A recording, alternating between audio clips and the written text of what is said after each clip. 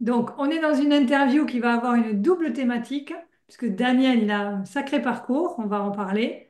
Il va y avoir une thématique reconversion, puisque j'ai eu la joie de t'accompagner à plusieurs reprises dans ce fameux parcours, sur ta reconversion d'abord, qui n'est pas anodine, j'allais dire. Tu nous en parleras. Et puis ensuite, vraiment de t'accompagner sur ton parcours en tant qu'entrepreneur, puisque tu es dans la thérapie. Donc, on Ouais, parlera aussi de comment développer ces activités de thérapeute, sachant que c'est vraiment ce à quoi je me consacre, hein. Je me présente en 2 minutes, mais les gens me connaissent quand même à force. Mais Muriel Joubert, je suis coach certifié, donc et mentor business. Et notamment, j'accompagne les entrepreneurs dans leur développement d'activités. Alors, on va rentrer dans le vif du sujet. Daniel, on va parler de toi, de ton parcours, qui est, je disais, un parcours d'exception quand j'ai présenté le live. Est-ce que déjà tu peux te présenter, nous dire qui tu es et ce que tu fais? donc bonsoir. Moi je m'appelle donc Daniel Sakarabani et je suis thérapeute dans une petite ville qui s'appelle Lodève depuis le 1er février 2024. J'exerce dans le domaine de la gestalt thérapie, l'EMDR, les thérapies cognitives et comportementales, et puis l'hypnose. Voilà, ce sont les principaux outils que j'utilise dans mes séances. J'ai suivi ces formations il y a plus de 10 ans. Je vous expliquerai pourquoi je me suis lancé dans ces formations-là. Et aujourd'hui, donc, j'offre des séances de thérapie euh, selon deux cas. On peut être dans le cas de thérapie brève ou de thérapie beaucoup plus longue. Les thérapies brèves, c'est plutôt sur du traumatisme, du post-traumatique. Et j'utilise surtout l'outil EMDR pour le traitement de ces problématiques. Il y a aussi la problématique du deuil, mais aussi je travaille sur des thérapies beaucoup plus longues où l'on va travailler l'estime de soi ou l'enjeu d'attachement qui se trouve dans le passé développemental.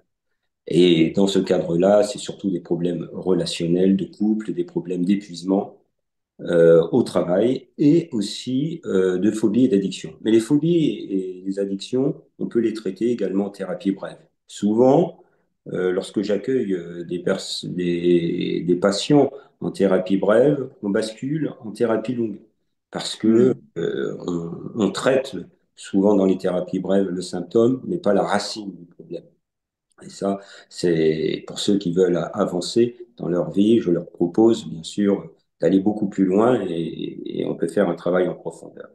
Donc, et ça dépend aussi du degré de conscience du patient. En fait, on vient te voir pour la surface de l'iceberg et après, si on a envie, on continue par un travail plus profond. Et tout à fait. Et je m'adapte parfaitement aux patients, Aux en fait. deux types de patientèle. Oui, c'est deux types de patientèle, parce que parfois, certains me présentent, ils ont déjà travaillé sur eux, donc il y a un niveau d'éveil et de conscience qui permet d'aller beaucoup plus loin. Et puis d'autres fois, il y a un degré d'urgence, d'intervention.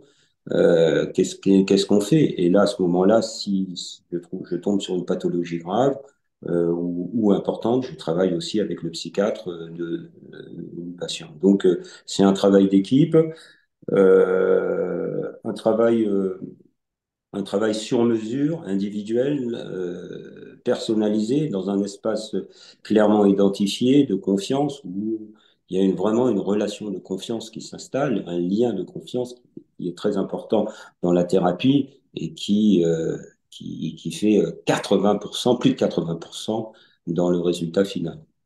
Tu Voilà. travailles à l'ODEV, c'est dans l'Hérault, pour les personnes qui ne connaîtraient pas l'ODEV, dans le 34, et tu travailles aussi en ligne, bien sûr, hein. Bien sûr, Comme aujourd'hui, on est nombreux à le faire, oui, ouais, j'ai les deux tiers de mes patients que je traite en visio, voilà, en ligne, oui. en ligne, voilà. Parle-nous Mais, de ce que tu faisais avant. Ça, c'est ton actualité maintenant, c'est ta réalité maintenant depuis février cette année. Et je parlais de ta reconversion qui était loin d'être banale. Parle-nous de ton métier d'avant, de ton parcours. oui, bien, alors, si tu me permets, on va peut-être faire un retour en arrière, là. lorsque je t'ai rejoint, j'étais vraiment dans. C'était en quelle année? C'était il y a 2 ans de ça. C'était en Alors, septembre, c'était il y voilà. a 2 ans exactement, Ouais, puisque j'ai effectivement accompagné Daniel à 2 reprises et la première fois c'était pour sa reconversion. C'est ça. voilà.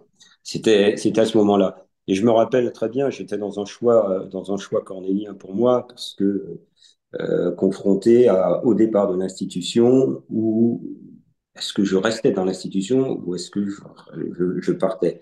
Rester dans l'institution, c'était pour moi important parce que euh, L'institution, tu peux préciser pour le public, parce que toi tu baignes dedans, mais les gens qui nous regardent pas forcément. rester dans la gendarmerie. Voilà. Voilà, tu étais dans la gendarmerie Voilà. depuis 35 ans, hein. Depuis plus de 35 ans, j'étais dans Ouais, la c'est pas gendarmerie. rien.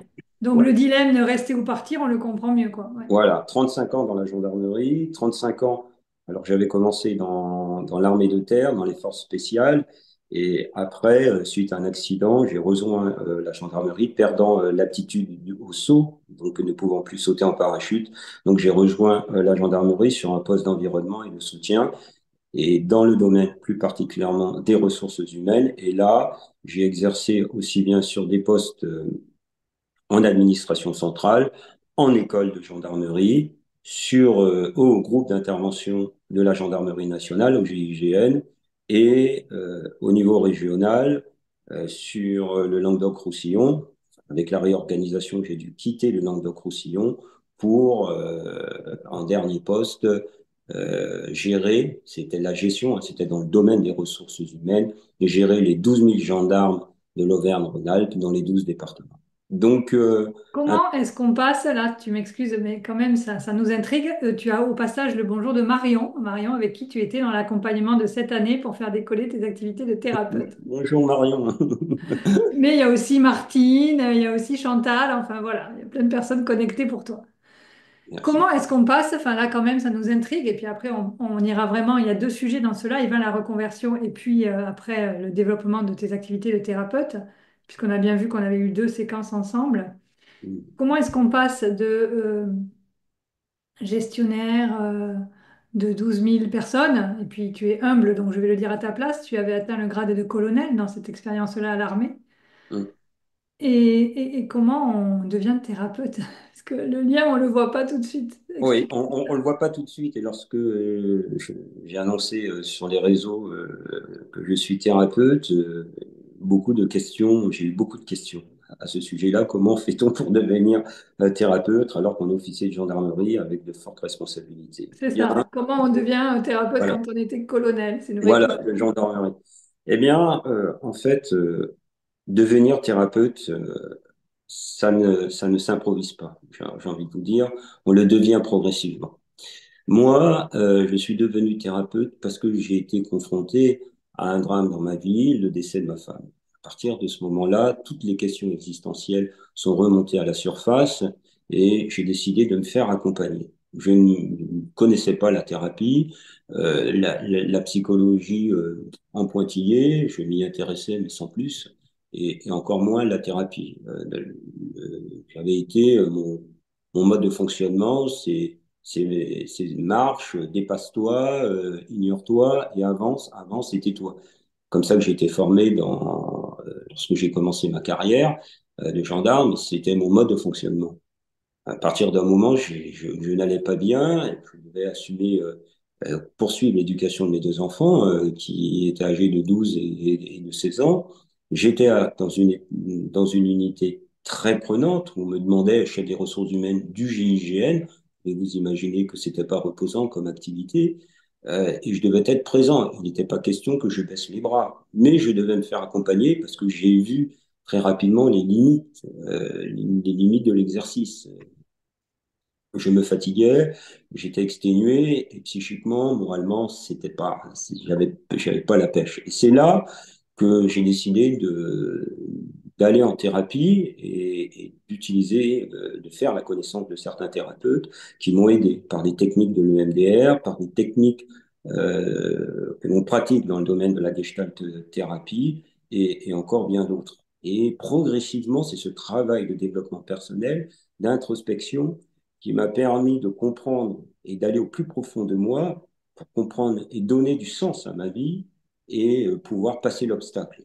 Et ça, je serai éternellement reconnaissant à tous ces thérapeutes qui ont été présents, qui m'ont accompagné et qui m'ont aidé à franchir l'obstacle. Et je me rappelle, mes enfants et même dans mes relations, dans mon environnement professionnel, se sont étonnés de ce changement parce que j'avais totalement changé, j'étais beaucoup plus attentif, j'étais beaucoup plus dans l'écoute et j'avais développer la bienveillance, l'écoute active, aussi bien dans mon environnement proche, euh, mais aussi dans mon environnement professionnel. Ça, je pense que ça a été vraiment le tournant de ma vie. Et derrière aussi, j'ai envie de vous dire que ça s'est fait aussi sur une fibre. Il faut avoir quand même, si j'ai embrassé une carrière quand même dans le domaine des ressources humaines, il faut voilà avoir une fibre RH, ressources humaines. J'avais aussi cette fibre humaniste. Je regarde aujourd'hui, elle a toujours été et elle est liée à mon développement personnel, à À qui tu l'éducation que es, j'ai ouais, à reçue, ta personnalité. à ma Et est-ce personnalité. que après avoir fait cette thérapie, qui donc évidemment, ben, on a vu tous les bénéfices que ça t'avait apporté, est-ce que tu t'es formé tout de suite pour devenir thérapeute? Oui. Oui. Parallèlement, oui. En même Et tu temps, exerçais toujours dans l'armée et tu avais cette voilà. compétence-là de thérapeute, mais est-ce que tu Voilà. exerçais, est-ce que tu avais commencé un petit peu? Lorsque je suis rentré en thérapie, oui, je me suis formé et puis j'ai passé des diplômes et j'ai commencé à mettre en pratique Hmm. dans mes relations, dans le management de mes personnels. Je disais tout à l'heure, je gérais 12 000 gendarmes, j'avais quand même un effectif de 40 personnels sous mes ordres. Donc non seulement les gendarmes avec leurs difficultés au quotidien, donc je mettais en pratique ce que j'avais appris. Donc il y a Mhm. un et avec mes équipes aussi, ce lien de proximité m'a permis de manager en douceur, avec bienveillance. Et il y avait aussi cette altérité chez moi qui était omniprésent. Si vous voulez, avec mes chefs, je leur apportais toujours l'aspect émotionnel qu'ils n'avaient pas dans la prise de décision. Voilà. L'individu, en tant que tel, on avait un regard administratif, qu'est-ce qu'on allait faire, où est-ce qu'on allait le mettre, etc. Mais souvent, on occultait l'être avec un grand E, avec ses émotions, sa vie, ce qu'il ressentait. Moi, j'ai souvent eu, au cours des entretiens professionnels que j'ai pu avoir, des personnels qui s'effondraient, qui étaient à bout vraiment qui Ben, n'en c'est des pouvaient métiers plus. tellement exigeants, vos métiers, donc Voilà, forcément. ils n'en Hmm. pouvaient plus assurer surtout des femmes qui assuraient les fonctions de gendarme. Donc c'est encore compliqué Hmm. pour elles et en même temps assurer leur vie personnelle, l'éducation des enfants et surtout c'est être disponible 24 sur 24 en tout temps et en tout lieu. Hein. Ça fait partie du statut militaire. Je rappelle que le gendarme est militaire et doit être disponible tout le temps. Donc ça a été très compliqué. Et donc cette attention, ce que je portais bienveillante, a permis de dénouer des situations. J'ai encore un exemple très concret. Mes chefs n'hésitaient pas à m'envoyer sur les pelotons d'intervention où il y avait un climat parfois délétère, conflictuel à l'intérieur de l'équipe et la hiérarchie n'arrivait pas à mettre de l'ordre. Donc, j'arrivais plutôt comme médiateur et j'arrivais toujours à trouver des solutions, à porter, déjà à créer ce climat de confiance et travailler individuellement avec chaque personne pour essayer de trouver, de concilier les intérêts de l'administration avec les intérêts personnels. Et on y arrivait et ça fonctionnait. L'idée, c'était d'assurer la mission coûte que coûte et de faire avec des personnels suffisamment formés, suffisamment motivés pour aller, Alors, aller sur les on buts. voit toute la passion que tu déployais pour ce métier. Mm. Mais là, ce qui va nous intéresser, c'est vraiment ben, qu'est-ce qui a fait que tu as choisi, il y a 2 ans, que je t'accompagne pour être dans ta reconversion. Quelles étaient les problématiques que tu rencontrais? Puisqu'on voit que tu aimais ton métier, vu comment tu en parles, tu pourrais en parler des heures, ça se sent. Mm. Qu'est-ce qui s'est Oui, passé? parce que c'était une transition professionnelle et pour moi, c'était presque une transition de vie carrément. Parce que non seulement sur le plan professionnel, j'allais changer, mais aussi dans ma vie personnelle, voilà, j'allais vivre avec ma compagne, quitter Lyon pour aller sur l'Odève. Donc, c'était vraiment un grand changement. Ce qui s'est passé, c'était vraiment vraiment, je me posais la question de la légitimité. Est-ce que, voilà, c'était toujours le, j'avais peur d'être un imposteur là-dedans. Hmm. Est-ce que je suis à la hauteur de la mission que j'aimerais faire? Être thérapeute, c'est-à-dire pouvoir exercer librement. C'est ce que je voulais en dehors du milieu ultra normé de la gendarmerie.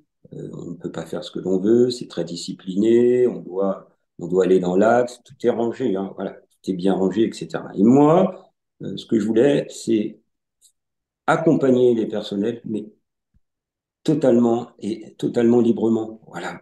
C'est ne pas devoir rendre compte à mes chefs en permanence de ce que je faisais, et puis d'aller en profondeur avec les personnes que je rencontrais. Parce que mes chefs me disaient souvent, Daniel, tu es là pour faire du soutien, pour assurer les ressources humaines, pour nous accompagner sur les missions, mais pas pour faire de la thérapie. Et ils avaient tout à fait raison. J'ai dit, moi, ce qui Oui, m'intéresse, oui, bien sûr. Dans ce cadre-là, tu n'étais voilà. pas thérapeute. Tu avais Et je n'étais pas, un autre rôle et une autre casquette. Et toi, tu voulais de voilà. plus en plus exercer la thérapie et être libre. Mais tout à fait. Être Est-ce en dehors. que on va finir sur cet épisode reconversion pour aller sur la suite et quand tu as développé ton cabinet et tes activités. Mais est-ce que tu te souviens à l'époque, quand tu as rejoint, ben, c'était septembre il y a 2 ans, l'accompagnement, les problématiques que tu avais, c'était donc ce gros changement de vie Ouais. professionnel, personnel. Est-ce que, il y avait ça a servi à quoi selon toi l'accompagnement? Qu'est-ce que ça t'a permis en prise de conscience ou en impulsion, puisque tu t'es effectivement reconverti? Qu'est-ce que Ouais. ça t'a apporté? Eh Comment bien, ça a résolu ta problématique finalement? oui, oui, oui. C'était vraiment important. Je n'aurais pas pu tout seul Dis-moi. faire ce saut-là. Je n'aurais pas pu tout seul faire ce saut-là. C'est impossible, impossible. J'avais besoin d'être éclairé et tu m'as éclairé sur, sur mes priorités. Qu'est-ce qui était prioritaire dans ma vie à ce moment-là? Voilà. J'aurais pu continuer dans la gendarmerie et accéder au grade de général, puisque je rappelle quand même que j'étais pas promis pour arriver à un tel grade. Je n'ai pas fait Oui, l'école. et d'ailleurs, quand on s'est rencontrés, tu n'étais pas colonel, tu étais Et non, lieutenant-colonel. Et voilà, le grade est exactement. arrivé pendant l'accompagnement ensemble, le grade de colonel. Exactement. Donc il y a eu des C'était hauts une et des forme de bas. reconnaissance pour toi, oui. Voilà, c'était une forme de reconnaissance. Je me suis dit, bon, peut-être que je vais rester pour accéder au grade de colonel, mais c'était 4 ans encore supplémentaires avec des conditions de travail fatigants, épuisants, je dirais. Donc, qu'est-ce que je voulais faire?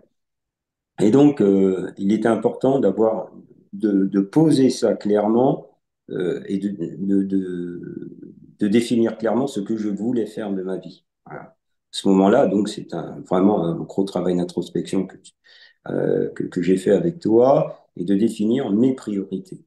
C'est pour Oui, moi, d'introspection, définir les priorités, puis je dirais de traverser les peurs, parce que je me souviens de cet accompagnement, il y avait beaucoup de peurs et c'est bien normal. Parce que oui, quitter 35 ans d'un terrain connu, même s'il est difficile, vers de l'inconnu, c'est jamais facile. exactement, exactement. C'était vraiment ce saut vers l'inconnu. À ce moment-là, j'avais très peur de l'entrepreneuriat. J'étais dans un milieu hyper normé, hyper discipliné, très hiérarchisé. Partir dans le monde de l'entrepreneuriat, je connaissais pas rien du tout là-dedans. D'ailleurs, même être trop libre m'inquiétait. Oui, non, Oui, parce que là-bas, effectivement, vous vivez en caserne, hein, c'est ce que tu ah m'avais oui, expliqué. Vous on avez vit des horaires, tout est en collectif, quoi, finalement. voilà, tout est en collectif, Ouais. voilà, tout est hiérarchisé, ta marge de liberté est très réduite, tout est cadré, ultra contrôlé.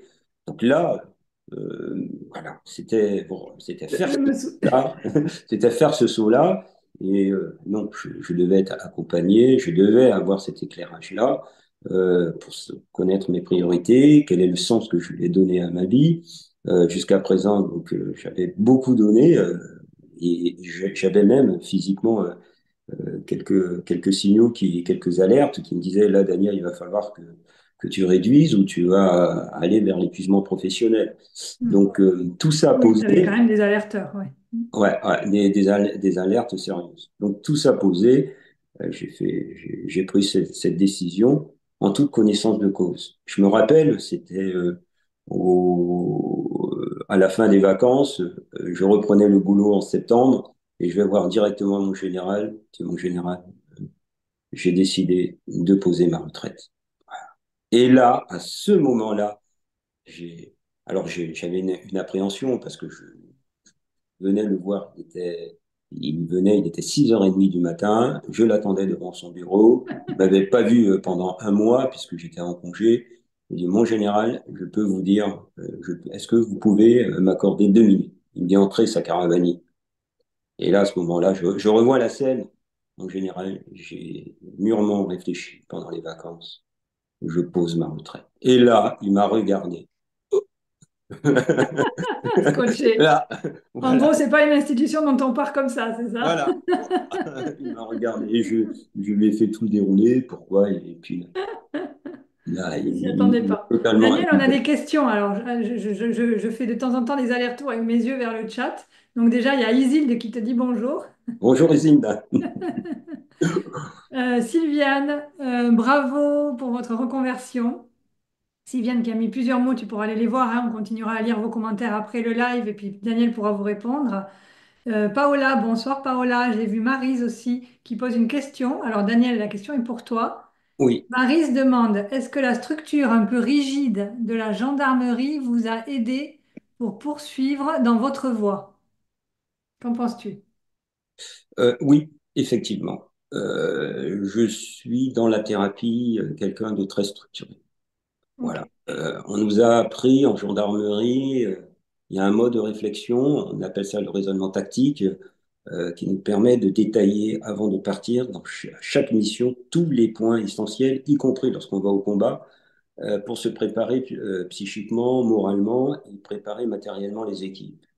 Je suis quelqu'un de très structuré dans la réflexion que j'ai avec mes patients et je sais où je vais avec eux. Voilà. Soit je l'annonce tout de suite, voilà, par exemple, en 4 séances, on va atteindre cet objectif-là.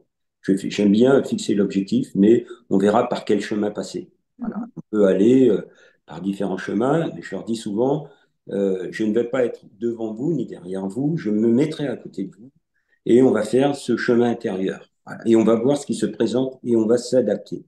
Alors, ça demande une faculté d'adaptation avec aller dans son potentiel, voilà ce qui m'amène et travailler. Donc, je ne sais jamais quel outil je vais utiliser au moment de la thérapie. Pour autant, le cap, il le sait. On sait où on va tous les deux.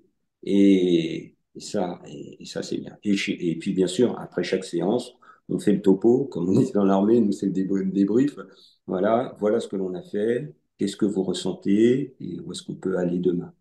Et ça, c'est très réconfortant et justement, pour ceux qui sont dans l'incertitude, il y a quelque chose, il y a un cadre. Ce cadre-là, ils sont pas tout seuls, ils sont accompagnés, ils sont aidés et se faire accompagner comme moi je l'ai vécu lorsque tu m'as accompagné, c'est hyper rassurant. Ça décuple ton potentiel et puis tu fais ton pas et en même temps tu mesures les progrès. Et un pas entraîne un autre pas. Et c'est progrès sur progrès et ça te permet d'avancer en confiance, parce que c'est ce qu'on recherche. Et, et c'est là qu'on voit la magie, parce que quand même, tu vois, j'avais pas réalisé que c'était il y a 2 ans, le tout premier accompagnement ensemble, mais 2 ans après, voir tous les sauts que tu as fait, mais qui sont des petits pas à chaque fois, mais certains sont plus grands que d'autres quand même, notamment quitter la gendarmerie, c'était quand même un grand saut pour toi, après Mm. 35 années, hein, on le rappelle. Et aujourd'hui, quand je vois finalement 2 ans, c'est rien, enfin, sur ton échelle temporelle à toi, tu es installé en cabinet et tu as atteint l'objectif de patient, on va en parler, que tu m'avais fixé quand tu as rejoint l'accompagnement avec moi là, cette année. Bien sûr. C'est fou comment finalement, en peu de temps, objectivement, toute ta vie a été radicalement changée, quoi, dans la direction dans laquelle tu voulais aller aujourd'hui. Bien sûr. Alors, ça m'a permis d'aller dans cette direction. On avait fixé le cap tous les deux. Alors, je découvre, chaque jour, j'apprends. Hein. Et on apprend tous les jours, aussi bien dans ma vie intime, personnelle, mais aussi dans ma vie professionnelle. Je découvre un univers que je ne connais, comme je t'ai dit, que je ne connais pas. Et chaque jour, c'est un petit pas où je progresse, aussi bien dans ma communication, je progresse aussi bien sur les réseaux. Mais Euh, ça, on va en parler, parce que là, on arrive finalement à ce moment du deuxième accompagnement. Donc, on va bien séquencer pour ok. la compréhension de l'audience, du public Mm, qui mm, nous écoute ce soir. Si vous avez des questions, n'hésitez pas à les poser dans le chat et je les poserai comme ça régulièrement à Daniel. Et puis on nous avait posé une question aussi dont on parlera hein, sur justement l'incertitude de l'entrepreneuriat. On y Oui, répondra tout à l'heure. Alors Daniel, j'en arrive au deuxième accompagnement. Donc première oui, reconversion, ça y est, tu as fait le grand saut, hop, tu n'es plus à l'armée. Et il y mm, avait ce fameux délai avant lequel tu ne pouvais pas te rendre trop visible, hein, soyons clairs oui, que bien c'était sûr. pas, t'étais pas encore officiellement sorti de l'institution et vous avez évidemment un devoir de confidentialité, de réserve, tout ce qu'on veut, Exactement. qui est bien normal. Mais par contre, tu étais entre guillemets libre, je me souviens, au 1er février 2024, donc cette année. Et c'est Ouais. là que tu as rejoint le deuxième accompagnement. Donc là, c'était vraiment mon accompagnement business pour les entrepreneurs qui veulent faire décoller leurs activités. Est-ce que tu te souviens de quand tu as rejoint, c'était quoi tes problématiques au départ? Ma problématique, c'est, bon, je sais à peu près où je vais aller. Je veux être thérapeute, Oui. ça, c'était clair. Mais comment il faut faire? Voilà, quel est le type d'entreprise que je vais mettre en place? Le statut de mon entreprise? Quelles étaient les démarches que je devais faire? Comment m'organiser? Comment communiquer sur les réseaux? J'arrivais dans une ville totalement inconnue qui est Lodève, avec qui est relativement pauvre, population pauvre. Comment se faire connaître? Comment là, dans mon cabinet, j'ai huit psy spécialisés, comment sortir du lot et me faire reconnaître dans mes spécialités. Alors, vraiment, et comment gérer les clients, parce que les patients, comment les gérer, comment m'organiser aussi. Ouais, ça a été de véritables questions que je me suis posées. Et puis en même temps, toute on est en pleine reconversion, il y a un tas de démarches à faire qui nous polluent quotidiennement, qui ralentissent notre activité et, et qui nous font même douter. Même à un moment, euh, je ne sais pas si tu te souviens, je me suis dit, bon, je vais faire la thérapie, mais pourquoi pas essayer de lancer un commerce bio, coopératif, etc. Tu te Oui, rappelles oui, de je me ça? souviens très bien. À un moment, je me Il suis y a eu dit, deux, trois épisodes comme ça de tentatives voilà, d'évitement. des tentatives d'évitement. Voilà, écoute, oui, oui, il y avait encore, devant toutes les difficultés qui se sont posées, j'ai dit, bon, là, peut-être que je vais voir, je vais garder un fonds de thérapie, mais peut-être même un moment directeur d'un EHPAD, on m'a Oui, proposé. voilà, j'allais dire, c'était le deuxième. C'était le deuxième effet qui se coule, directeur d'un EHPAD. Bon, j'ai dit, stop, Daniel, tu ne t'éparpilles pas parce que tu es en train de te Voilà, on gaspiller reste ton focus. énergie. Reste focus et c'est toi qui m'as recentré sur l'objectif. Reste centré sur l'objectif, ne t'éparpille pas, tu perds ton énergie et avance progressivement pas à pas. Alors, Tu me permets quand même, parce que ça c'est très important pour les personnes qui nous écoutent, il y a beaucoup de gens qui cherchent à développer aussi leurs activités. oui, Ça c'est quelque chose de très classique, on le voit dans les coachings et business. C'est dès que quelque chose devient trop difficile, ça nous crée de l'émotionnel en nous désagréable, hein, on va pas se mentir. ouais. Et donc, il y a une forme de réaction de survie en nous qui dit non, mais va pas par là, prends plutôt la voie d'à côté. Et donc, on se disperse.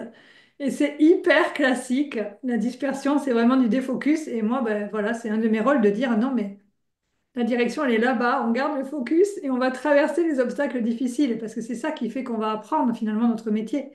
C'est en se confrontant quoi, aux situations, et même si ça provoque des émotions désagréables. Mais c'est Voilà, vrai aussi qu'il y a un mécanisme en nous qui est tout bêtement un mécanisme de survie qui est très fort. Et notre ego, il fait pas la différence entre un dinosaure, enfin un mammouth face à nous, enfin un animal sauvage, et puis une émotion désagréable du fait qu'on n'arrive pas à avoir des clients pour l'instant ou des patients. Pour lui, c'est la même mise en danger, alors qu'en fait, non, pas du tout. Donc c'est aussi notre capacité à aller rassurer cette partie-là de nous qui se met un peu en tremblement au moindre obstacle. bien sûr. Et ça, c'est très important pour avancer dans la voie de l'entrepreneuriat, parce que des obstacles, comme tu l'as décrit, il y en a un paquet quand même. Hein. Et il y a quelque chose aussi qui m'avait saisi à l'époque, c'est que j'avais une tendance à reproduire ce que mon type de comportement, le type de comportement Oui. euh, et que je pratiquais en gendarmerie, c'est-à-dire le schéma qui consistait à s'oublier. Oui. parce que je travaillais, je commençais à 7 heures et je finissais à 22 heures, voire 23 heures, avec une demi-heure, voire une heure où je faisais mon sport et 10 minutes pour manger. Le soir, je dînais, il était à 22h30, je discutais avec ma compagne au téléphone, mais j'étais vraiment fatigué. Donc là, ce qui s'est passé, c'est que je repartais sur ce rythme-là. Tu te souviens de ce coaching de groupe où tu as Oui, commencé à nous raconter? voilà, je Est-ce me qu'on peut levais le raconter matin à l'anecdote? 6 heures, je ne mangeais pas le midi, j'allais courir. Et l'idée pour moi, c'était de remplir les plages. Voilà, il y a ça, il y a ça, il y Et a quand ça, on il y t'a a ça. demandé, mais tes clients, tu veux les recevoir à quelle heure? Et toi, tu nous as dit, ben, de 7h à 22h. On t'a regardé, les trois filles, et là, on t'a dit, non, Daniel, ça marche pas comme ça. Non, non, non, non, mais c'est vrai. Et c'était une réalité. J'étais en train de refaire. Et là, ça a été une véritable prise de conscience. Là, j'ai dit non, si je ne veux pas retourner dans ce rythme-là, j'ai quitté en partie la gendarmerie parce que j'étais essoufflé, j'étais presque en usure psychologique et physique. Et j'ai dit non, je ne vais pas reproduire ça. Je me suis trouvé. Et il a fallu du temps, hein. Tu étais là, ma compagne était là, et pour mettre de l'espace, me créer des espaces professionnels, réorganiser mon agenda. Merci vraiment, Muriel, parce que tu m'as appris à organiser mon agenda, à mettre mes priorités, le temps pour moi, mais à l'écrire réellement sur l'agenda. Oui, oui, Ça, j'invite tout le monde à réserver du temps pour soi dans l'agenda, mais de bloquer l'agenda. Ça peut sembler bizarre, mais c'est un rendez-vous avec soi-même. Parce que si on ouais. ne bloque pas l'agenda avec ça, comme la nature a horreur du vide, le trou va être pris par autre chose qui n'est pas pour soi. Et après, on se retrouve à se fatiguer, à s'épuiser, quoi. C'est pas le but. Ah oui, et oui, Ouais. et ça m'a vraiment aidé.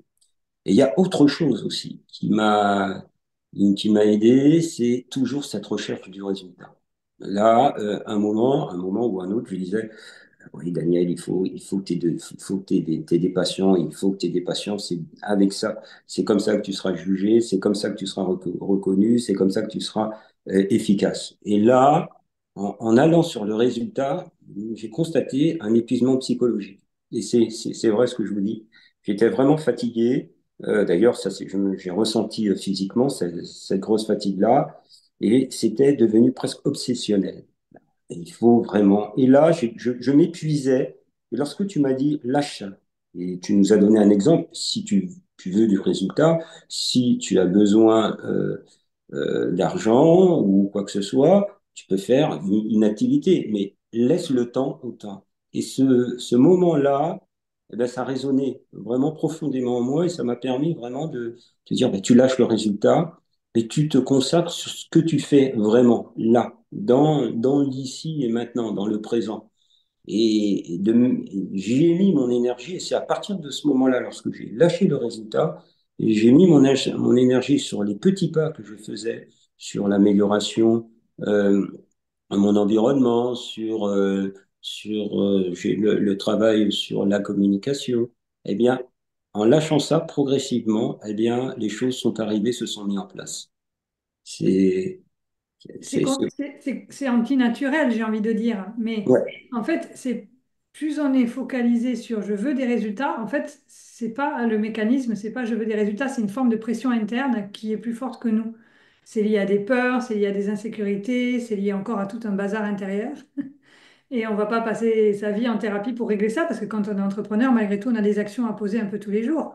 Oui, bien sûr, aller libérer ça, ça peut aider, mais par ailleurs, on doit poser des actions. bien Donc, sûr. c'est vraiment se dire, cette pression-là ne sert à rien, mais vraiment. Je me souviens aussi d'un coaching qu'on a fait par rapport à l'insécurité, notamment sur les raisons financières, qui t'a aussi beaucoup soulagé et allégé de ça, parce Oui, qu'il y avait des mécanismes, on se raconte des histoires tous, hein, notre mental nous crée des montagnes là où il n'y en a pas, il est très doué pour nous en inventer tous les jours. tout Donc, à il y fait. avait ça aussi à aller lâcher, à aller libérer, et à partir de là, tu as pu être beaucoup plus serein dans ta façon de te développer en disant, OK, c'est un peu, moi je reprends l'exemple du karma yoga. C'est le yoga de l'action, en étant détaché des fruits de l'action. Donc c'est vraiment un yoga où on est dans l'action, on n'est pas dans la méditation ou la contemplation, mais cette action est détachée. Donc on fait ce qu'on a à faire sans attendre de fruits. Et c'est parce qu'on a cette attitude-là qu'on a les fruits. C'est ça le plus paradoxal, parce qu'ils arrivent, ils sont même démultipliés en fait. Parce que ça part d'un bon espace en nous et pas d'un espace de pression, insécurité, peur, etc., quoi. Ouais. Et oui, et oui, parce qu'en lâchant, on est sur une attitude de créativité. Exactement. Et puis, on peut Dans ces cas-là, être à l'écoute de ce qui se passe, des opportunités qui vont nous arriver. Tiens, là, j'ai un signal. Tiens, si j'allais dans cette direction. Ah, tiens, je teste. Ah, bah tiens, c'est un client qui vient, etc., etc. Parce que on va quand même en parler de tes résultats. Tu disais, tu démarrais de zéro. Mais Ouais. bien sûr, moi, j'aime aussi parler des résultats parce qu'ils nous permettent d'objectiver un travail qu'on a fait ensemble. Mais pour autant, c'est pas là-dessus qu'on doit avoir le focus quand on fait le travail. C'est le grand paradoxe.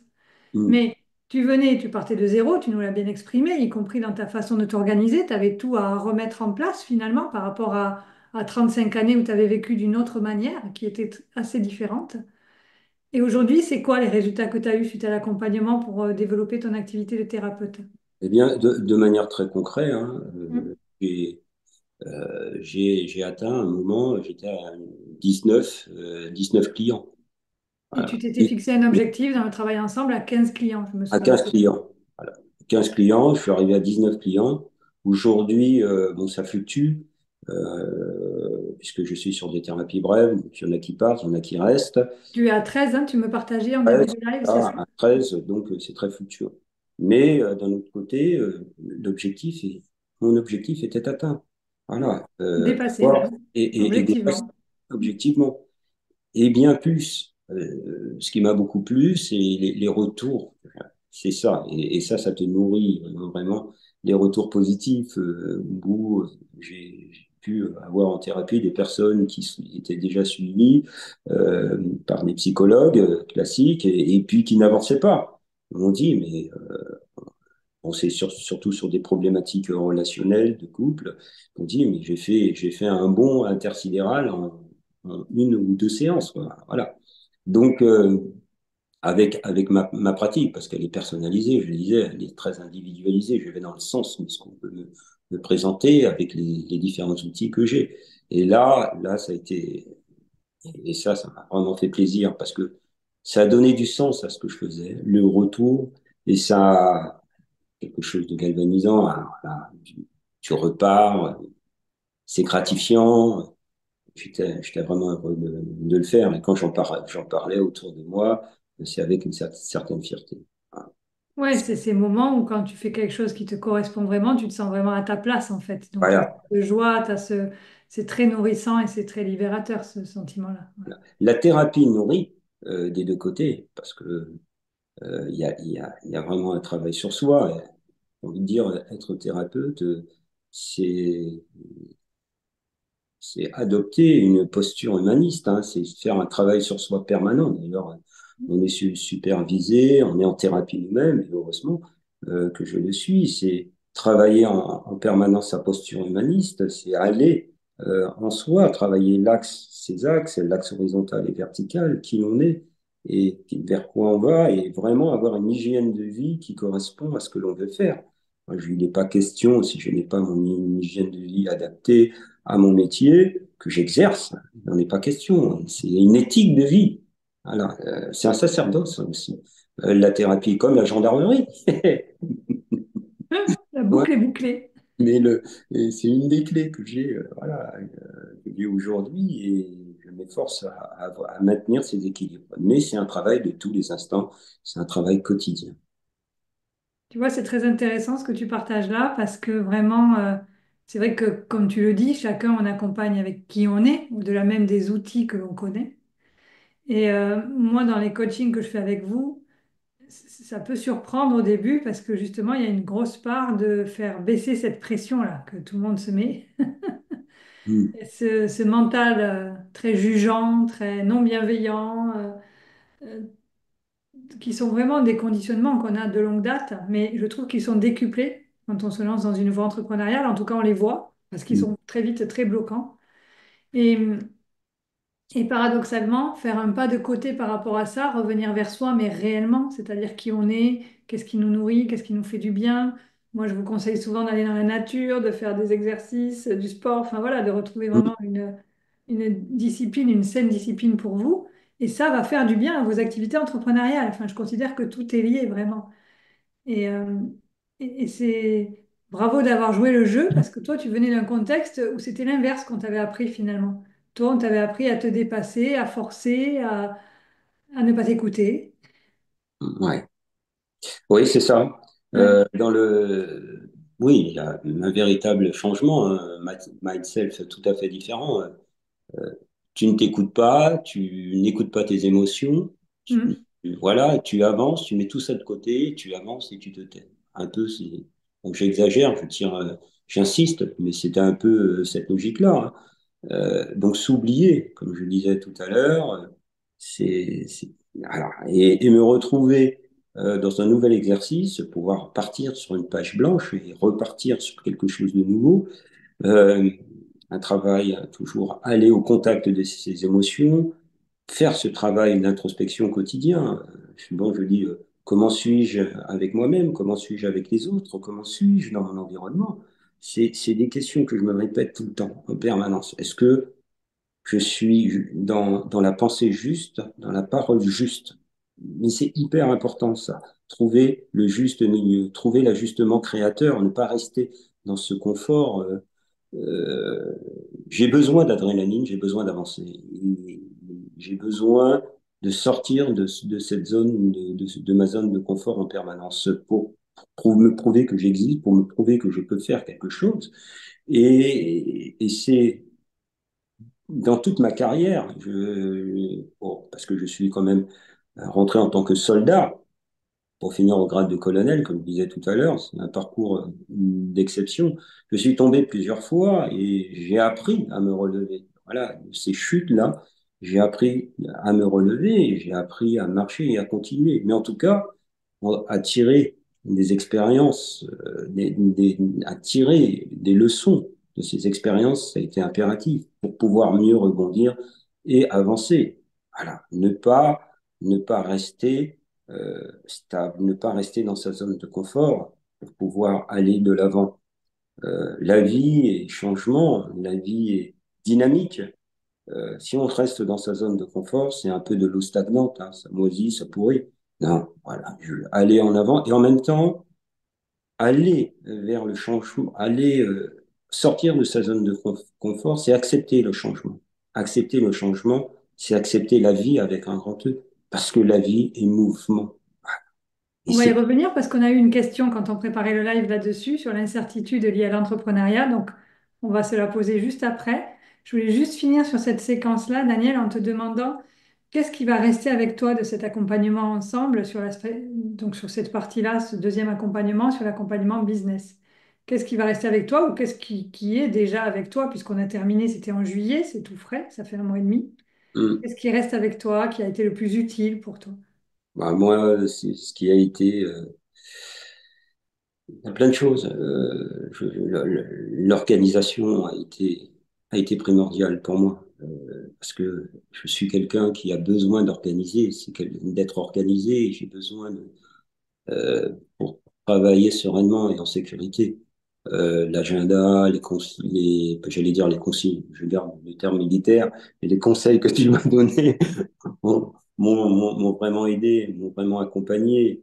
Euh, Ce qui reste aussi, c'est cet éclairage que tu m'as apporté au quotidien dans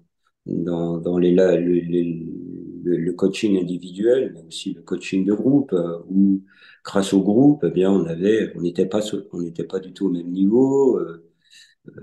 Nous trois dans le dernier groupe osaient réussir. Pour autant, chacun avait sa vision des choses et elle était très riche. Voilà, moi, j'accueillais tous les conseils qui m'étaient donnés. J'ai beaucoup aimé dans ce coaching aussi le, le non-jugement. Voilà.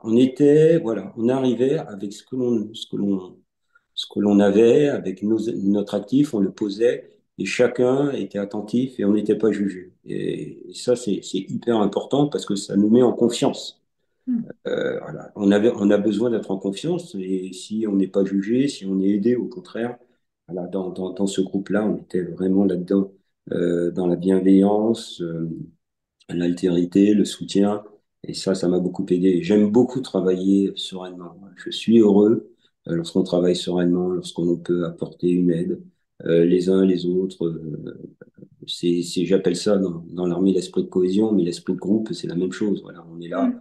on est là pour se soutenir et dans le groupe, vraiment, j'ai senti ce soutien. La présence aussi. était primordial hein, dans les coachings individuels, dans les laser group aussi. Voilà, tu étais là, tu nous mettais. J'ai apprécié ce que je retiens aussi, et là, c'était le mode de fonctionnement que j'avais en tant que militaire, ta forte réactivité face à nos questionnements. Il y avait sur le groupe WhatsApp, alors là, j'ai jamais vu ça, autant de questions dans un groupe WhatsApp. Moi non plus. J'avais des groupes qui faisaient le double de taille et il y avait moins de questions. Autant de questions. Et là ta réactivité face au nombre de questions qu'on a pu te poser euh, a été extraordinaire. Voilà, nous a vraiment aidé. Tes questions étaient tout à fait, tes réponses étaient tout à fait pertinentes et adaptées à nos problématiques. Donc ça a été aussi un bon moment et un soutien permanent au quotidien. On n'était pas tout seul, on était là. Et moi, tu as bien vu qu'à chaque fois que je fais quelque chose, je, je demandais toujours à mes chefs dans l'armée, est-ce que ça vous convient, mon général, ça, voilà, etc. Et puis je venais vers toi, qu'en penses-tu? Oui. Voilà. Non, et puis il n'y a pas que toi, parce qu'au début, quand on fait Ouais. quelque chose de nouveau, c'est normal aussi d'aller chercher la validation auprès de la personne qui sait, entre guillemets, un peu plus. Voilà, c'est normal, c'était mon rôle aussi. C'est Voilà. Et logique. je Mm. retiens aussi c'est le rythme de chacun, le respect de chacun. Comme je disais, on n'était pas au même rythme et tu nous as accompagnés chacun dans Et le. chacun, vous avez fait ce que vous aviez à faire. Ça, c'était assez magique. Voilà. Bon, j'ai Voilà. dû réorienter ma pédagogie à un moment donné parce que c'était trop distinct. Mm. Mais du coup, grâce au laser coaching, où je vous coachez en individuel tout en étant dans l'espace de groupe, ça a permis à chacun d'avancer là où vous deviez avancer parce que vous n'étiez pas à des niveaux d'avancement similaires. Et chacun, Ouais. vous aviez votre propre route à tracer, j'ai envie de dire, pour aller vers vos objectifs, en fait. Voilà. Voilà. Et moi, j'étais Et la garante de ça, quoi. Donc, voilà. Donc, dans la forme, c'est ce que je vais dire. Sur le fond, ce que je retiens, c'est quand même un contenu très riche, mais tout à fait abordable, simple d'accès, avec une méthode qui s'applique et une méthode que tu as expérimentée toi-même, ce mm. qui apporte une forte légitimité dans ce que tu dis. Et voilà, c'était une très grande richesse pour moi. C'est quelque chose ton enseignement est simple, c'est pragmatique.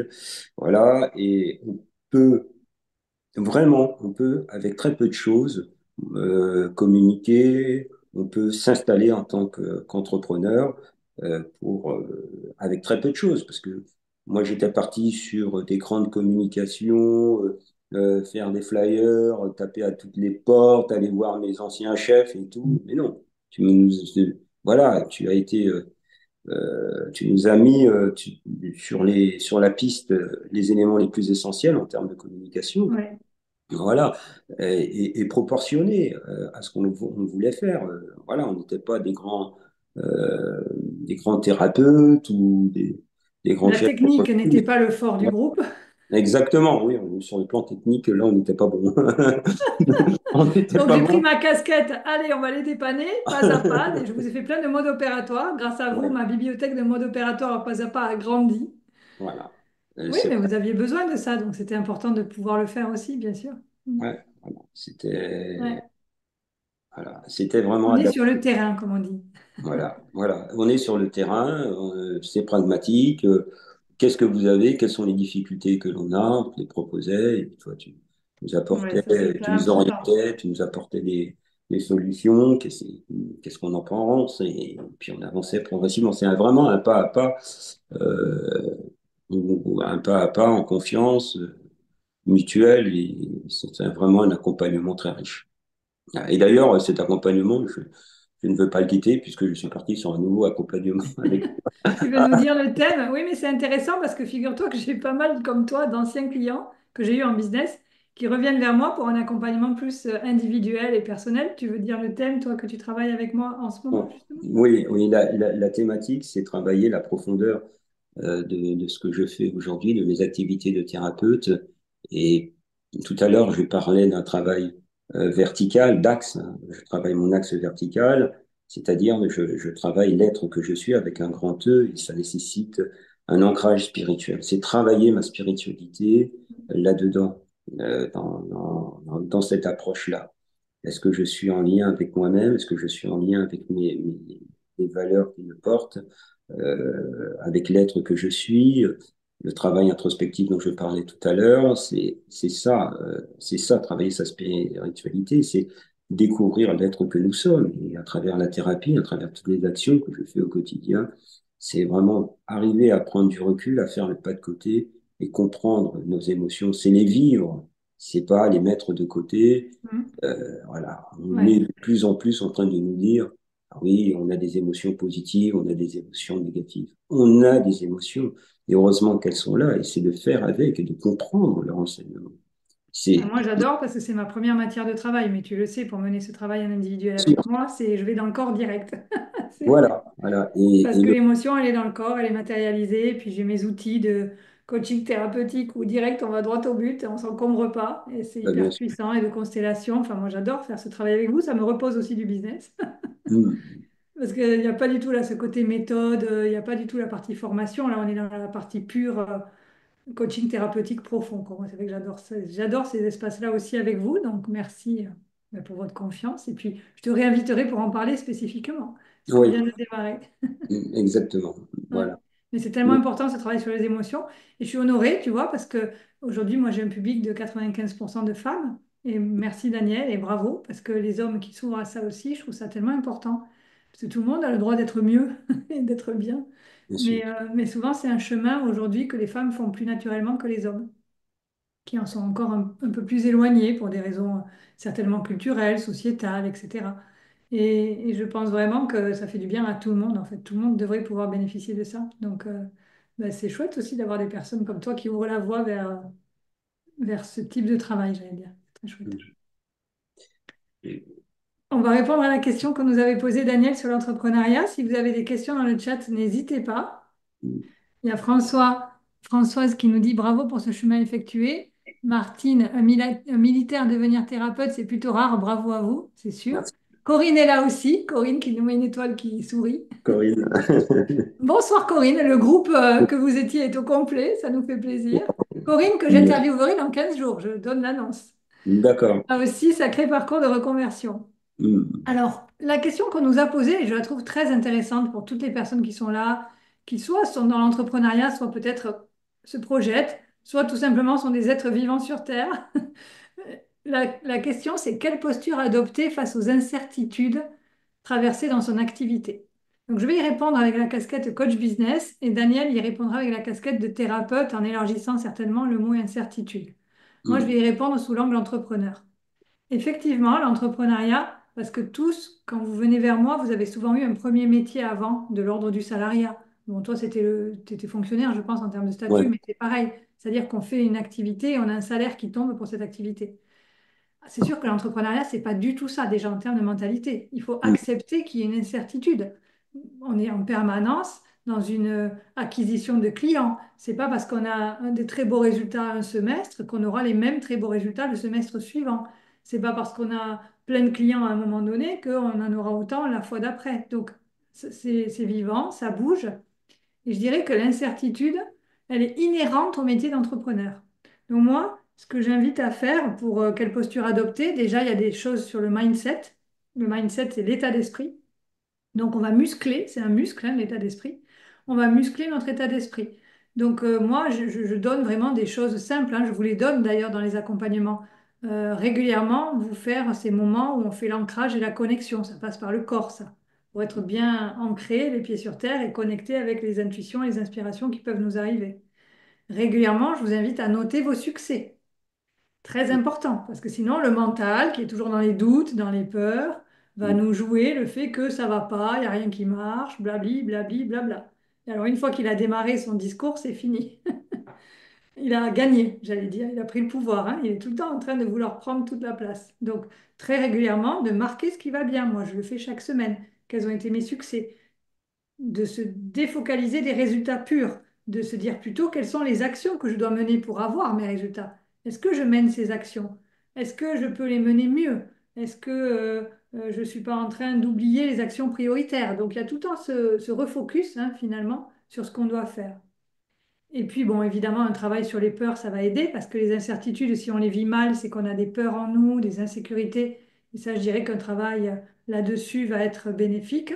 Moi, par exemple, je travaille beaucoup sur moi, Daniel, toi aussi. Enfin, voilà. Mhm. On est souvent des personnes, surtout qu'on est dans l'accompagnement humain, on aime travailler sur nous aussi et c'est nécessaire parce que ça nous permet aussi d'aller ben, grandir dans nos activités. Les deux sont liés. Mhm. Et puis, je dirais qu'à un moment donné, face aux incertitudes de l'entrepreneuriat, moi, j'aime bien faire l'image.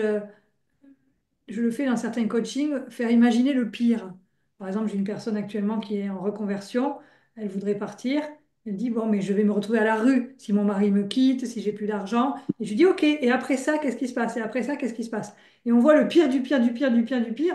Au final, elle s'aperçoit d'elle-même que bah, finalement, ça va. Enfin, c'est parce qu'il y a toujours des solutions, en fait. Ah oui, mais je peux vendre tel truc que j'ai. Ah oui, mais je peux demander à mes parents de l'aide. Ah ben oui, OK. Oui. Enfin, finalement, on s'aperçoit qu'on a plus de ressources et de solutions en intérieur et en extérieur qu'on imagine. Voilà, ou que le mental voudrait bien nous faire croire. Donc, ça veut dire aussi aller objectiver nos peurs et notre irrationalité qui est liée au doute du mental. Et puis je termine ma réponse. Quelle posture adopter? Je te l'ai dit l'autre jour, Daniel, en coaching, l'index et le majeur, c'est mon maître spirituel qui avait cette image dans la vie. Il disait, il y a le doute et la foi. Donc le doute, c'est l'index et la foi, c'est le majeur. Les deux sont collés, donc ils sont indissociables. Mais par contre, la foi est plus grande. Et la foi, c'est vraiment la confiance. Donc je dirais que la posture à adopter, c'est tous les jours faire des pratiques pour nourrir la confiance. Repasser par le corps, revenir dans des espaces de méditation, de visualisation de ce qu'on veut. On peut l'écrire, on peut le visualiser, il y a plein de façons de faire, mais tous les jours, en fait, il faut nourrir ce muscle de l'état d'esprit et de la confiance. Et petit à petit, c'est comme ça que nos doutes, ils sont moins grands. Parce que si on nourrit et si on focalise sur les doutes, on est foutu. Mhm. Puis, il y a des périodes où on n'y arrive pas, hein, on est absorbé par ça. Et ben, c'est pas grave, une fois qu'on s'en aperçoit, on se remet sur le reste, en fait, et on revient nourrir la confiance, et etc. Voilà, c'est la réponse coaching business. Daniel, ta réponse en tant que thérapeute Ouais. m'intéresse. Sur les Euh, incertitudes. Sur les incertitudes, donc j'ai des patients qui viennent avec des problématiques d'incertitude dans les relations de couple ou dans les relations qu'ils ont au quotidien. Certains qui sont bloqués aussi dans leur vie personnelle et souhaiteraient développer des activités, etc. Ce que je note chez ces patients, c'est vraiment euh, ils sont dans un hyper contrôle. Voilà, hyper contrôle, ils vont pas. Par exemple, moi j'ai une de mes patientes, quand elle vient me voir, qui est dans l'incertitude totale, elle garde, je lui propose de s'asseoir là, elle garde le sac contre elle. Voilà, elle garde le sac, elle lâche pas le sac. Et je lui ai fait remarquer ça. Vous êtes dans l'hyper contrôle là, vous vous en rendez compte? Je dis comment ça, monsieur? Je dis ben oui. Pourquoi je vous ai proposé de déposer votre sac sur le fauteuil là, vous le tenez là. Il me dit c'est vrai. Et voilà, elle me dit c'est vrai. Souvent, donc, c'est des patients qui sont dans l'hyper-contrôle et également qui sont dans une culpabilité. Si je m'en vais, voilà, je vais déshonorer ma famille, je vais déshonorer mon conjoint, euh, je vais avoir les reproches de mes enfants, je vais avoir les reproches de mon entourage, etc., etc., etc. Donc je ne vais pas, j'ai trop peur et je ne vais pas passer à l'action. Donc ils sont bloqués dans le pré-contact. Hein. Pour ceux qui connaissent la courbe de Zinger, on est dans le pré-contact, on n'arrive pas à passer au contact et à passer dans l'action. Donc, il y a un travail vraiment dans le passé développemental que je fais avec ces personnes. C'est pourquoi je suis dans l'hyper-contrôle, pourquoi j'ai peur d'être là, d'aller dans l'action. Et on voit en fouillant, souvent c'est dans le passé développemental, la relation, c'est souvent un problème d'estime de soi. Et l'estime de soi, c'est le rapport entre le père. Qu'est-ce que le père? Est-ce que le père, lorsque vous faisiez une action, vous mettait en avance? Est-ce qu'il vous félicitait? Est-ce qu'il vous disait qu'il était fier de vous?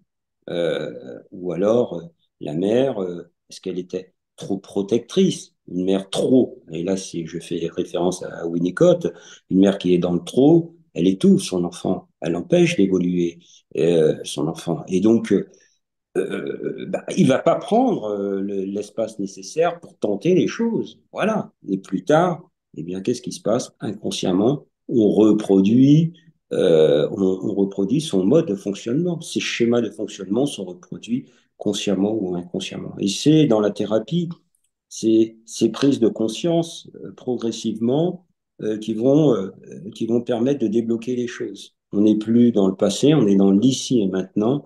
Et qu'est-ce que je fais avec ça? Aujourd'hui, mon espace a changé, j'ai une expérience de vie que je n'avais pas.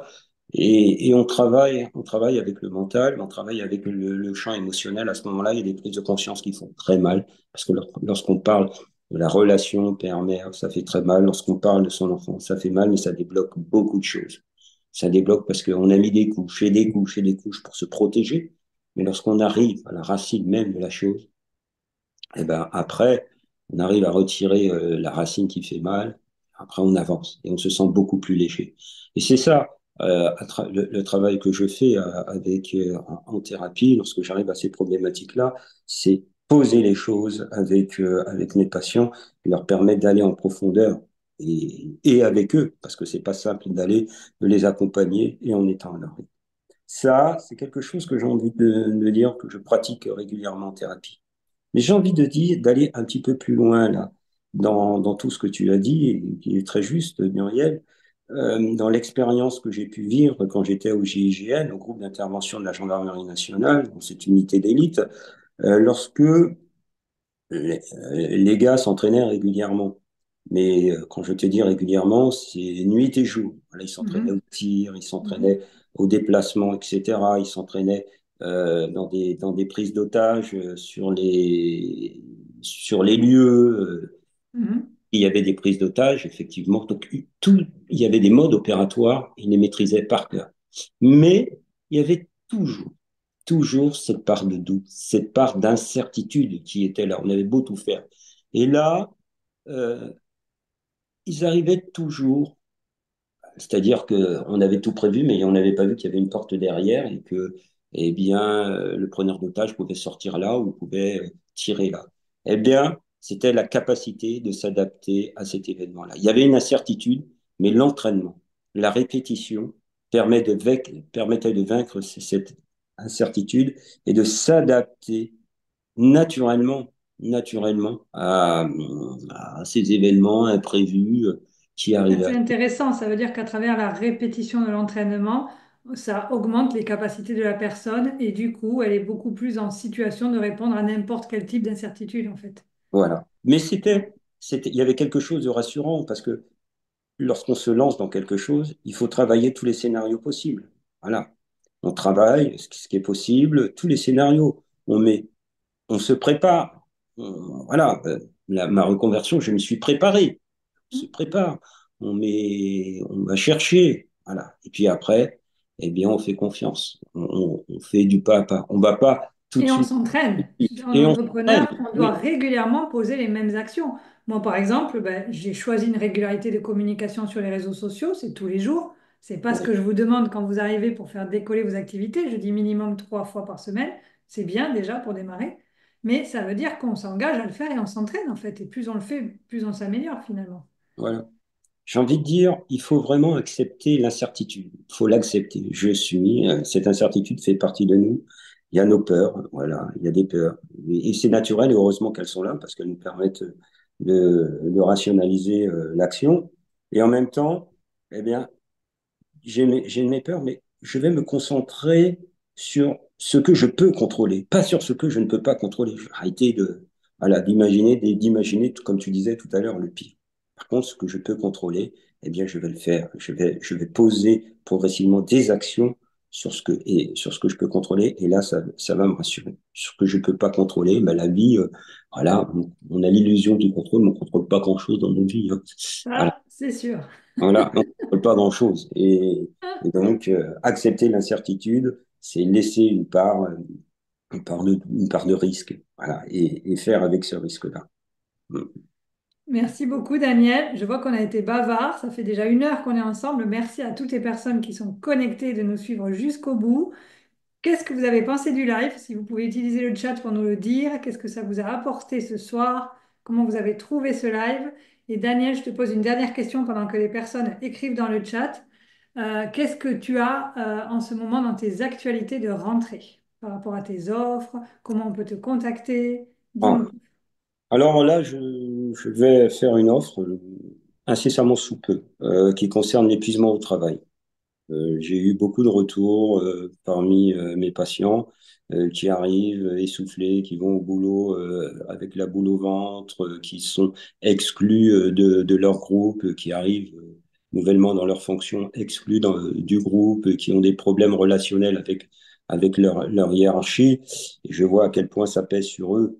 Et donc, ce que j'aimerais, c'est vraiment pouvoir accompagner ces personnes-là et dans ce cadre-là, faire un point sur leur situation et aller vers ce qu'ils désirent ensemble. Et donc, je propose 30 minutes d'échange gratuit aux personnes qui souhaitent vraiment faire un point, qui sont dans ces situations-là et qui souhaitent évoluer et sortir à tout prix de cette situation-là, qui sont bloquées, ça pèse dans leur quotidien. Et parfois même, si j'arrive avec des symptômes d'étouffement, vraiment de profond malaise et avec de fortes culpabilités. Mon idée, c'est vraiment d'accompagner ces personnes et de leur montrer qu'il y a d'autres chemins possibles, d'autres évolutions possibles et qu'on on peut faire un travail ensemble. Voilà. Comment est-ce qu'on peut bénéficier de ça, de ces moments, donc ces 30 minutes que tu offres pour faire un diagnostic? Je comprends la situation. Comment on peut en bénéficier? On te contacte comment? Sur Facebook, par On me message contacte privé? sur Facebook. On me contacte sur Facebook. Il y a un lien qui est par message privé. Je reçois tous les demandes, toutes les demandes de rendez-vous et j'organise mon agenda en fonction de ce que l'on me présente. Voilà. Donc, Magnifique. l'offre va apparaître incessamment sous peu. Donc, j'ai travaillé dessus et je me suis totalement adapté à une demande, hein, voilà, Mm. et un besoin qui se répète. Et moi, à titre personnel, j'ai été aussi confronté à ces situations-là. Au moment où j'ai pu m'en sortir aussi, c'est très enrichissant aussi de faire part de mon expérience et de Mm. pouvoir accompagner ces personnes qui se trouvent en situation d'épuisement. Bon, mais c'est superbe, vraiment, j'allais dire. Contacter Daniel parce que quand on voit l'expérience et le parcours qu'il a, moi je suis, même si ton offre, comme tu dis, je suis en train de la lancer incessamment sous peu, je suis certaine qu'elle existe déjà à l'intérieur de toi et qu'après c'est simplement la formalisation, Exactement. voilà, mais fais-toi confiance parce que je vois déjà la forme qu'elle pourra prendre et ça va être magnifique pour toutes les personnes qui vont bénéficier et que tu vas pouvoir accompagner. Donc c'est chouette. Et puis n'hésitez pas à profiter de ce moment offert que Daniel propose, donc de 30 minutes pour aller connecter avec lui et faire un point sur votre situation. Parce que je pense aussi que parfois on manque de clarté dans ces moments-là, on ne sait pas trop où on en est. Donc c'est toujours précieux d'avoir cet échange en fait qui est clair. Merci beaucoup Daniel pour cet échange à bâton rompu. C'était un plaisir de te recevoir. Le Merci. mot de la fin, je te lirai les J'invite commentaires après. à tous ceux qui m'écoutent et qui sont en train de réfléchir sur le sens qu'ils veulent donner à leur vie, euh, lancez-vous, réalisez vos rêves. Euh, il est important de se faire aider, de se faire accompagner dans la vie. On ne peut pas tout faire tout seul. On arrive parfois à des carrefours dans sa vie où on a besoin d'être accompagné, d'avoir un regard extérieur. N'hésitez pas à vous faire accompagner. Euh, Oser réussir, c'est tout un processus qui est mis en place. C'est une méthode. Faites confiance au processus, c'est ce que je disais. Mais j'irais même plus loin aujourd'hui. Le processus lui-même est gratifiant. C'est-à-dire que en avançant, on remarque les progrès que l'on fait. Ah, mais je suis capable de faire ça. Et on se nourrit. Et c'est vraiment un bonheur. Le processus est lui-même gratifiant. Et je dirais, le temps n'est pas extensible non plus. La valeur temps est importante. On a souvent tendance, ouais, d'accord, je le ferai. Et je procrastine et je repousse et je repousse. Non, le temps n'est pas extensible. Certains vont prendre le train, ils vont passer, ils vont descendre à d'autres stations, ils vous raconteront comment ils ont vécu ça. Et vous, vous êtes de l'autre côté, sur l'autre station, vous l'avez pas pris. Prenez-le. N'hésitez pas, allez-y, faites-vous confiance. Voilà. Osez être, osez le changement. Et ma devise, lorsque j'ai commencé l'armée, c'était dans le régiment, dans mon régiment, c'était qui ose gagne.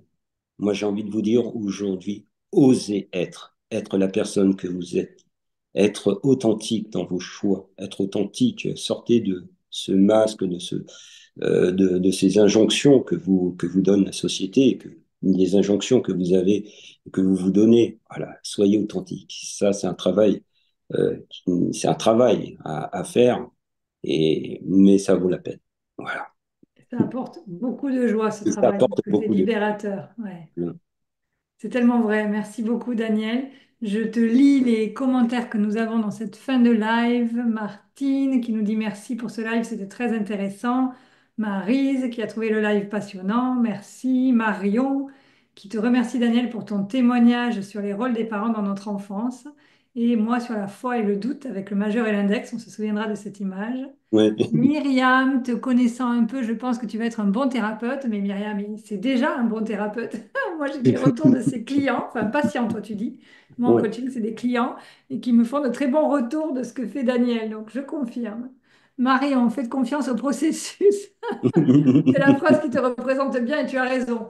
Oui, parce que pour la petite anecdote, dans le groupe, à un moment donné, quand il y avait plein de doutes et les mentales et les insécurités qui étaient, on va dire, ici, en termes de... Toi, tu leur disais, mais faites confiance au processus.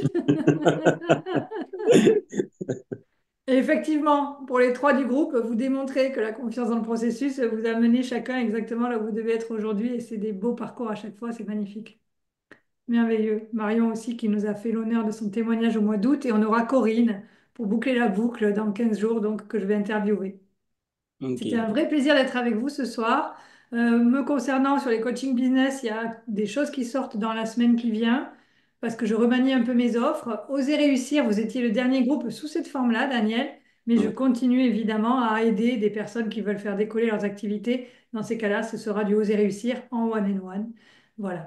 Et puis, il y aura un nombre d'offres qui va venir englober tout ça. Allez, je vous le dis en avant-première et ça va s'appeler Essence Business parce que j'estime vraiment que mon travail, c'est de ramener chacun à son essence et à ce qui est aligné pour lui profondément, pour pouvoir après se déployer effectivement dans ses activités, dans ce qu'il a à faire. Donc voilà. Merci Grand, grand Muriel. merci à tout le monde. Merci Muriel, merci à vous tous. Ça a été un vrai bonheur d'échanger avec vous.